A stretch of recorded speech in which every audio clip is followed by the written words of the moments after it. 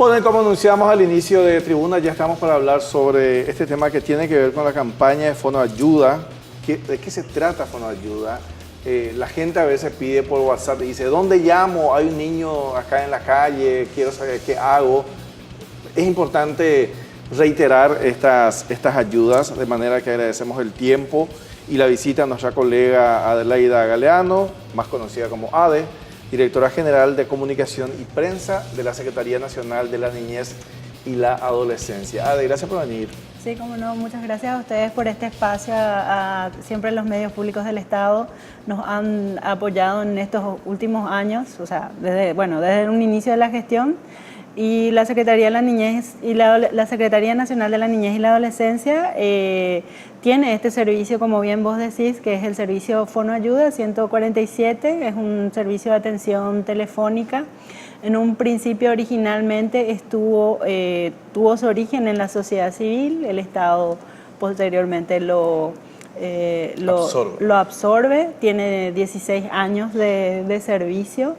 Y es una línea gratuita de orientación y derivación de casos, ¿verdad? Entonces, justamente nosotros ahora, gracias al apoyo que tenemos siempre de SICOM, vamos a hacer el próximo jueves 26 de julio a las 9:30 de la mañana, acá en el local de la institución, vamos a hacer la presentación del informe de gestión de los últimos 5 años del servicio Fonoayuda. El año pasado hemos tenido más de 22.000 llamadas de diferentes motivos, ¿verdad? También hay que entender una diferencia. La gente cree que es como una línea de emergencia y todavía no llegamos a eso, ¿verdad? O sea, el 911 es la línea única de emergencia que funciona en este país y nosotros de manera articulada estamos con ellos en contacto, porque a veces pasa que ya hay una llamada, hay un niño acá abandonado. ¿Eso no es para el 147? No, llaman al 911, 911 nos llama a nosotros, o sea, trabajamos todos, sí. Lo que hacemos nosotros desde el servicio es articular con los actores del sistema. Si bien directamente la Secretaría de la Niñez es el ente rector en materia de políticas públicas, tiene una línea directa, digamos, con las CODENI, con las defensorías, los juzgados, que son los únicos que pueden brindar protección inmediata, ¿verdad? O sea, mucha gente cree que la Secretaría tiene el ámbito de competencia de ir a una casa y entrar. O sea, siempre no lo podemos hacer. La policía sí tiene esa competencia, digamos, ¿verdad? Entonces, básicamente es el servicio. A veces la gente llama y dice, tengo esta preocupación. Una vez con Gloria también estuvimos hablando de cómo funciona el servicio.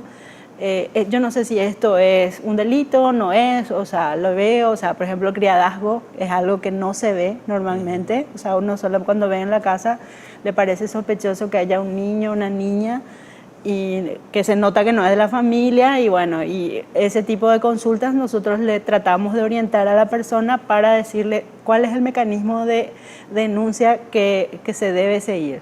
Ir hasta la CODENI, ir hasta la Defensoría, o al revés, nosotros tomamos el reporte y a partir de ahí pedimos, como desde el 147, ¿verdad?, que se vayan a todas las instancias de protección que normalmente están disponibles de acuerdo a lo que establece el Código de la Niñez y la Adolescencia.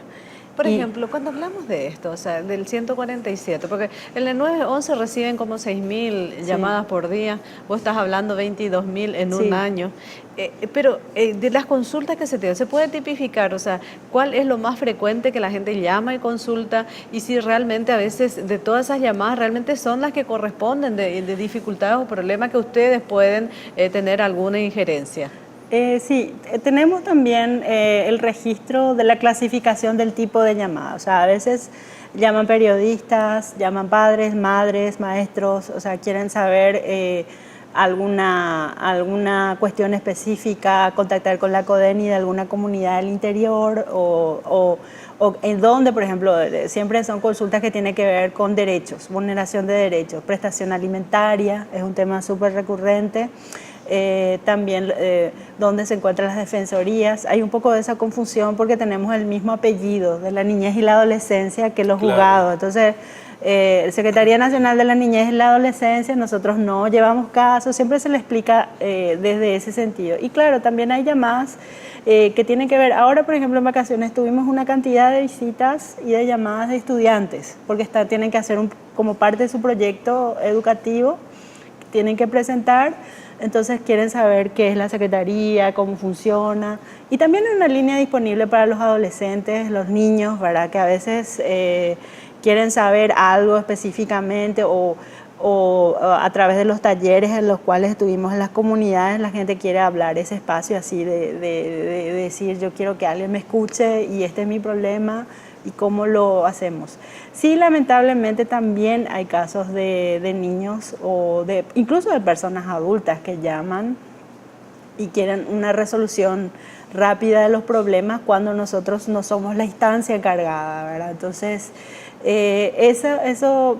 claro, no tenemos la tecnología que tiene el 911, pero sí trabajamos de manera articulada también con el 137, porque a veces el caso de madres con hijos pequeños de primera infancia, por ejemplo, tenemos que derivar a alguna instancia, ¿verdad? Entonces, justamente el detalle lo van a tener en exclusiva aquí seguramente después vamos a ir hablando de esa clasificación que vos querés más en específico, qué tipo de llamadas hay.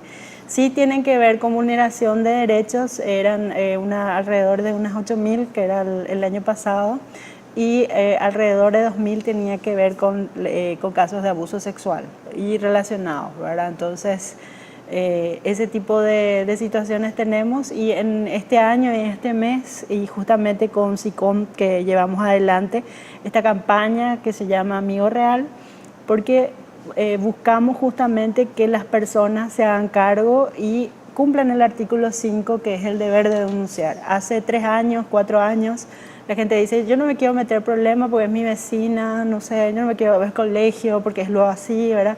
Pero eso, digamos, se ha avanzado bastante de lo que era, y ahora ya la gente entiende que tiene que acudir a la instancia pertinente, que tiene que llamar a la policía si es un caso de vulneración grave, o a otra instancia, ¿verdad? Entonces, ese acompañamiento que antes no se daba, ahora la ciudadanía, con todas las campañas, incluso que hemos tenido mucha repercusión y apoyo siempre que tenemos de los comunicadores, sobre todo, para que nuestro mensaje llegue, estamos teniendo justamente una gran difusión de lo que es la prevención y los derechos de la niñez y la adolescencia. Y solamente, a veces ocurre lo siguiente, pero somos hijos del rigor, ¿no? Sí. Cuando ocurren algunos casos de violencia extrema contra niños, también contra adolescentes, es ahí donde empezamos a hablar todos como sociedad. Sí. Después termina y nos olvidamos, pero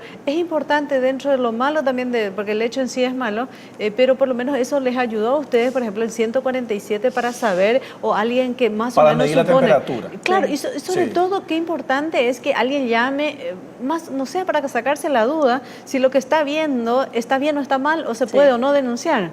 Sí, nosotros estos años hemos aprendido, lamentablemente hemos tenido casos muy emblemáticos en el tema de criadazgo a partir del caso de Carolina, ¿verdad? En Vaquería, caso de criadazgo, o otros, el caso Fiorella también, ¿verdad? O sea, cuando hay los hechos mediáticos, y sobre todo ahora ustedes saben que en temas de redes sociales, algo que pasó a las 3 de la tarde, o sea, a las 3:05 ya todo llegó a Nueva York, ¿verdad? O sea, un hecho, porque hemos tenido casos, ¿verdad? El caso, por ejemplo, de Carolina Marín nos viene por vía España, llaman al 147 desde España, ¿verdad? Entonces, para decir, este caso pasó, esta comunidad, esta era una niña criadita viviendo en esta casa, ¿verdad? Entonces, nosotros hemos logrado también el apoyo de los medios de comunicación. Antes como que había una cuestión de conocer el detalle, de dónde es, quién es,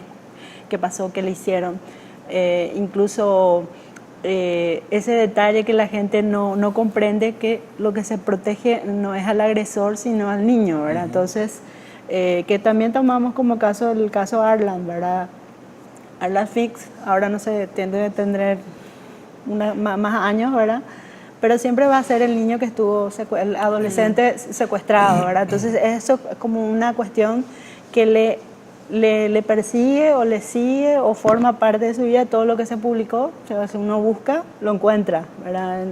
En internet. Entonces, hay muchas situaciones emblemáticas que hemos tenido un antes y un después, ¿verdad? Entonces, incluso tuvimos bastantes problemas como Secretaría de la Niñez para posicionar la ley del castigo físico, ¿verdad? De la promoción del buen trato, ¿verdad? Que la gente decía, no, a mí me pegaban, yo salí bien, ¿verdad? Hasta que tuvimos el caso Fiorella, o sea, los golpes lastiman, los golpes duelen, y hay niños y niñas que mueren, ¿verdad?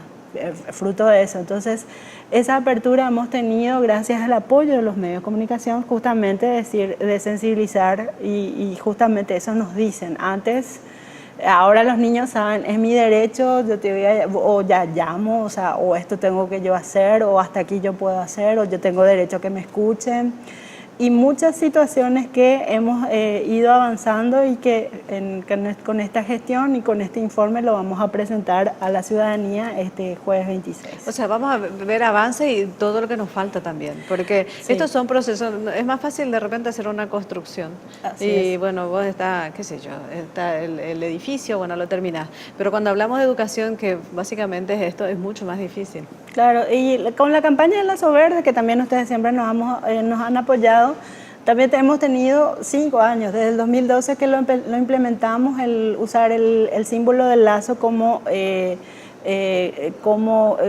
ayuda de la lucha contra todo tipo de violencia hacia la niñez, ¿verdad? Era como una cuestión tímido, los de siempre, pero después se fue extendiendo, y entender que el mensaje y la sensibilización es importante, porque debe haber un cambio cultural de ciertas cosas. Ahora, por ejemplo, también apuntamos a las relaciones de las niñas no madres, ¿verdad? De relaciones que la sociedad la acepta como un hecho, de una niña que viva en pareja de 12, antes de 14, 12, 13, 14 años con un adulto de 30, 40.